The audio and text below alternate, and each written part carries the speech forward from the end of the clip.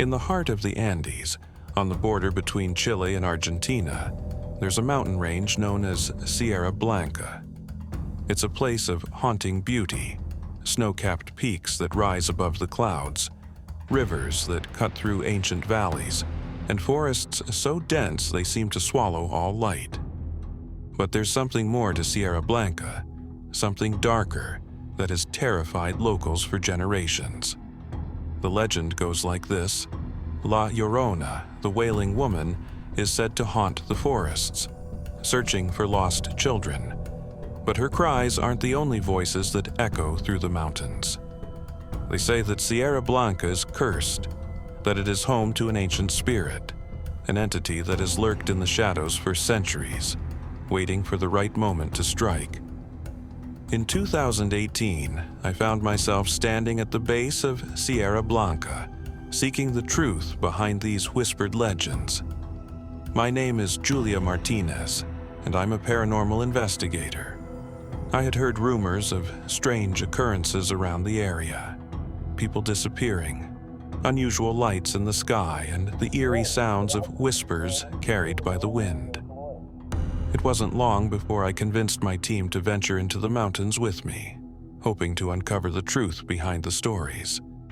We arrived in the small village of Los Valles, nestled at the foot of Sierra Blanca, a quiet place where life moved slowly and time seemed to stand still. The villagers greeted us with wary eyes.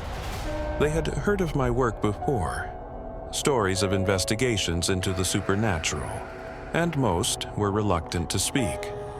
But one man, Don Pedro, an elderly man who had lived in Los Valles his entire life, agreed to meet with me.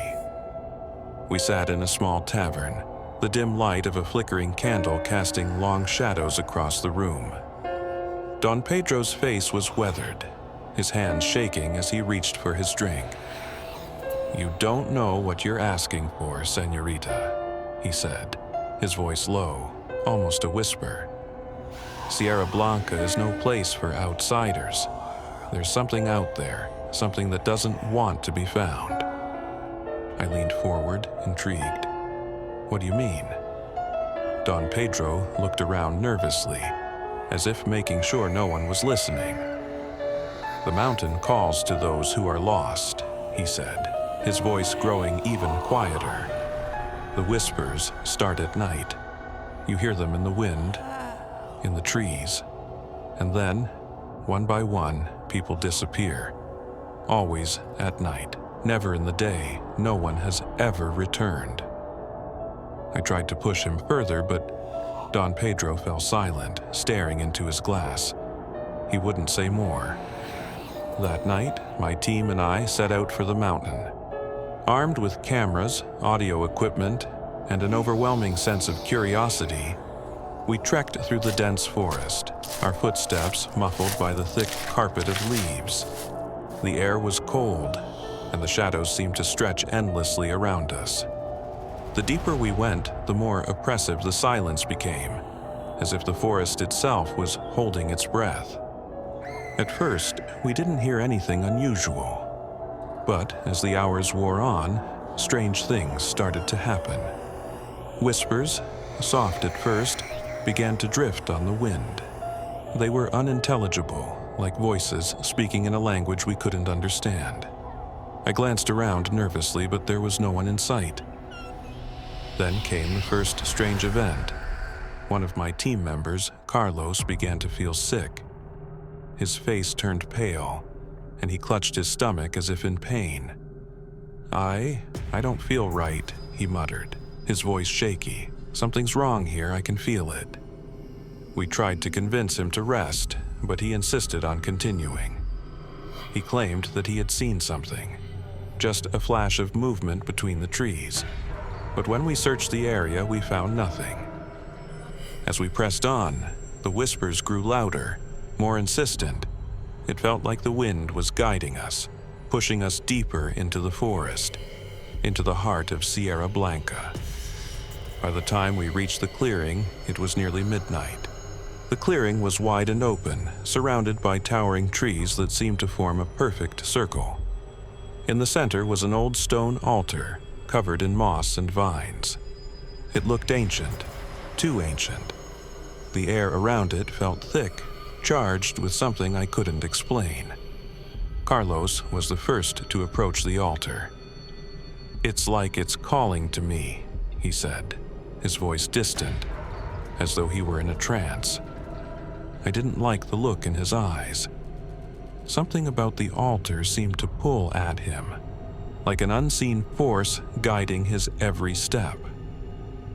As he reached out to touch the stone, a sudden gust of wind swept through the clearing, knocking us all back. The whispers turned to screams, high-pitched, agonized wails that seemed to come from every direction. We could hear them all around us now, a chorus of voices crying out for help. And then, the shadow. It appeared out of nowhere, a dark, formless shape that loomed over us, towering above the trees. Its presence was suffocating, oppressive. The air grew cold, and the ground beneath us seemed to tremble. Carlos was the first to scream, his voice high with terror as he stumbled back from the altar. His eyes were wide with panic. "It's here!" he shouted, his voice shaking. "It's real. The stories were true." The shadow moved closer, its shape becoming clearer. It was massive, too massive. Its features were indistinct, like a shadow trying to form into something solid but failing. I could hear it. It was speaking. Not in words, but in a language that felt ancient, like a curse. Something so old it was beyond comprehension. "We have to leave," I shouted, grabbing Carlos by the arm. But he was frozen, his eyes locked on the shadow. The next few moments were a blur of panic and chaos. We ran, stumbling through the dense forest, the whispers and screams following us, growing louder with every step. The shadow pursued us, its presence palpable in the air, pressing down on us like a weight. We ran until our legs gave out, until the ground was no longer solid beneath our feet. But when we looked back, the shadow was gone. The forest was still. The whispers had stopped, and for a moment it felt like everything was normal again. But it wasn't. Carlos was never the same after that night. He had been changed, his mind shattered by whatever he had seen. He couldn't remember anything about the altar or the shadow, but he spoke of visions, of faces, of voices calling to him in the night. And he always claimed that they were still out there, watching him. I returned to Los Valles the next day, alone. The villagers spoke of the curse, and they spoke of the mountain, but no one dared venture near Sierra Blanca again. The mountain had claimed many, and it would claim more. I never returned to Sierra Blanca. But sometimes, when the wind howls through the trees at night, I can still hear the whispers, and I know that the shadow is still out there, waiting for the next unwitting soul to enter its domain.